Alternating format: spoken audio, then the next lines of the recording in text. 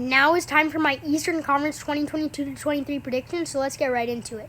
The number 15 seed will be the Indiana Pacers, and let's face it, this team just sucks.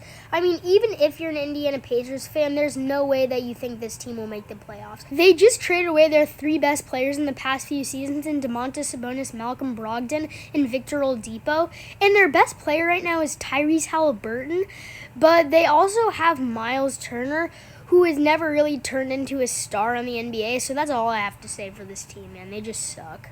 At number 14, we have the Detroit Pistons, who have been building around Cade Cunningham for the last 2 seasons, but they just drafted Jaden Ivey, which looks like he could bring some hope to the franchise. I mean, their other players are okay. They have Marvin Bagley, and they just got Bojan Bogdanovic, so I think they'll be fine, but it's just that this team does not really have the chemistry, and a lot of these guys are very young, do not have experience, so I'm thinking that they are going to be the 14th seed, but I think they can definitely build off of this, even in the near future.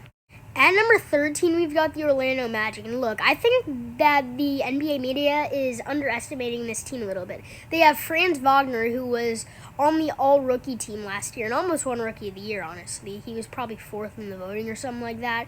But the problem with this team is that they're always injured. I mean, Cole Anthony is back. He's probably their best player. But Markelle Fultz has been injured for the last 2 seasons, so I don't even know what to say about this team. I think they still have Jonathan Isaac, but yeah, it's kind of a crapshoot in Orlando right now. At the 12th seed, we've got the Charlotte Hornets, who just lost possibly their best player in Miles Bridges this season, and that's going to have to do a lot with why that they will fall back in the standings this year.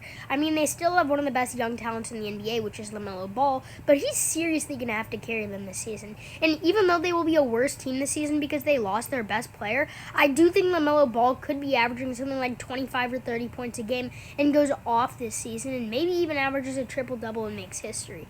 I don't know, it's kind of a hot take, but it is possible. At number 11, man, we've got the Washington Wizards. And, man, I don't even know what to say about this team, like, honestly. They always do terrible, and they're always stuck in the same spot, that 11 or 10 seed that is a play-in team. That has been the theme through the entire Bradley Beal era in Washington. Like, look, they got Kristaps Porzingis last season, but what's that going to do? KP really is not that great of a player, if you're being honest. He's not even really an elite NBA player. He's a mid-NBA player. And, like, if you just think about it, this team just sucks. Like, the Washington Wizards are never going to be good while they still have Bradley Beal, and I'm just being honest. At number 10, we have our first play-in team, which is the New York Knicks, who still have Julius Randle, but honestly, with Julius Randle, all they've really gotten is the 4 seed, which is in 2021, and they have negatively dropped in the standings. And you know the bad thing about it?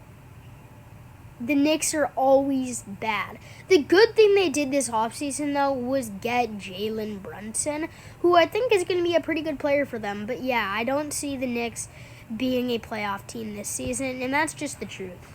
At 9, we've got the Toronto Raptors, man. And, I mean, this team is really underrated. But the thing is, the Eastern Conference and Western Conference this year are just so deep. Like, this team is incredible. They have Fred VanVleet, they have Pascal Siakam, and the reigning Rookie of the Year in Scotty Barnes. And any other year, I would predict them to be at least a top 5 seed. But this year is going to be a really competitive year in the NBA, with half the teams just tanking, but then half the teams are contenders. So this is going to be crazy. At number 8, we've got the Chicago Bulls. And look, this team is going to be pretty good this season, but the East is going to be really deep. I mean, this team has had 1 year of experience together, so their chemistry is great. I mean, Zach LaVine is probably one of the best shooters in the NBA. And DeMar DeRozan, who was predicted to be an MVP candidate last season and still could be this season. I mean, like, he's really good. DeMar DeRozan is a very, very good player. Nikola Vucevic is also back, and the GOAT Alex Caruso. I mean, it's fun to watch Vucevic play in Chicago in his last few years in the NBA, and I mean, I think it's good for him because the Bulls, they're a good team, and I think that Vucevic might have a chance to, have a deep playoff run this year. At 7, we've got the Nets, and man, I just don't know what to say for this one. Ben Simmons probably is not going to play a game this year. Like, he didn't play a game for the Nets last year either, even though he said he was going to. I mean, it's the same thing every year with KD and Kyrie's drama in Brooklyn. So I just don't see anything special happening with this team, so that's why they're at the number 7 spot this year.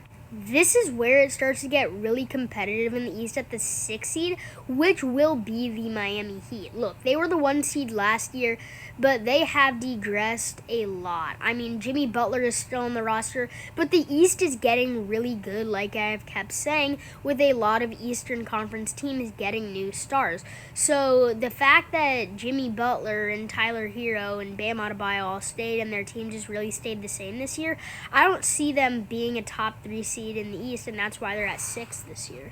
At 5, we've got the Atlanta Hawks, who had a pretty good offseason. They kept Trae Young, obviously, because he's the corner star of their franchise, and they also acquired DeJounte Murray, the all-star of the San Antonio Spurs, who just got really bad, honestly.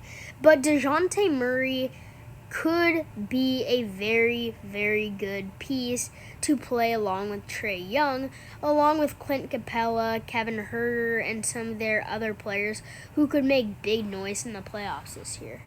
At 4, we have the Cleveland Cavaliers, who just acquired one of the best talents in the NBA in Donovan Mitchell to play alongside their other guard in Darius Garland this year. They did have to trade away Colin Sexton, who has been really underrated and hated on for the past few years, and I have no clue why, but they still have some great players, even though they lost Larry Markkinen, because if you take a look at it, they still have Jared Allen, they still have Evan Mobley, who almost won Rookie of the Year last year, and I think this team definitely has a chance to be a huge, huge contender in the East. At number 3, we've got the Boston Celtics, and no, I am not going to talk about the Ime Udoka situation too much with this team. I'm going to make this strictly about basketball and not about drama in the organization. But yeah, I do think the Boston Celtics had a very good offseason. They acquired Malcolm Brogdon and signed Danilo Gallinari, who is a great veteran who can help their team out. Jason Tatum, Jaylen Brown, and Al Horford will be very key pieces this season, along with their young guard Peyton Pritchard, who I do think has a chance to be an NBA superstar. At number 2, you've got the Philadelphia 76ers, and when you've got James Harden as the 3rd best player on your team, you know that you're going to be a top 2 seed. They obviously have a MVP candidate in Joel Embiid, but they have a young guy named Tyrese Maxey, who is better than James Harden and definitely will show flashes of that this season, because I think he's going to have a breakout year. They obviously have James Harden, who struggled in the playoffs last year, but in the regular season, he is golden.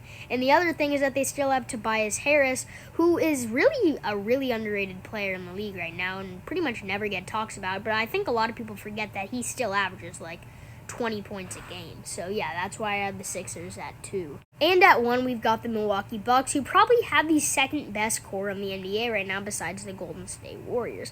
Giannis Antetokounmpo, I think, will be the MVP of the league this year, which is just my prediction. But also, they have one of the most underrated stars in the game right now, which is Chris Middleton, who I think goes unnoticed as a 2nd player on a championship roster, as the Bucks won the 2021 NBA Finals.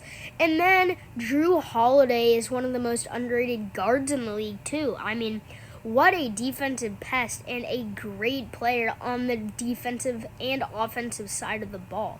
So yeah, that's why I have the Bucks at 1. But thanks for watching, guys, and peace out.